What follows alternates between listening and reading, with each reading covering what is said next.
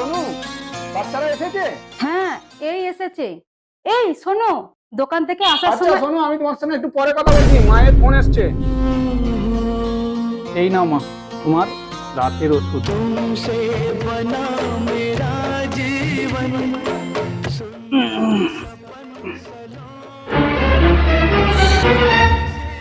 একটা কথা জিজ্ঞেস করো তোমাকে।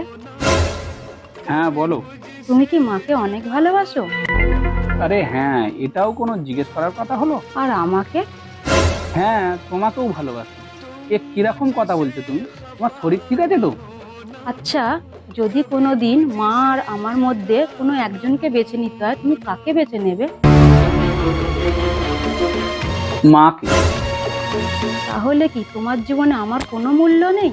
তোমার জায়গাটা আমার জীবনে সব থেকে মহত্বপূর্ণ, কিন্তু আমি মাকে ছাড়তে পারবো না। দেখো শোনো, আমি চাই না আগামীকাল আমাদের ছেলে ওর স্ত্রীর জন্যে ওর মাকে না ছেড়ে দেয়। আজ আমি আমার মাকে যে মান সম্মানটা দেব, আগামীকাল আমাদের ছেলে ওর মাকে ঠিক একই মান সম্মান দেবে। হ্যাঁ, তুমি ঠিকই বলেছো।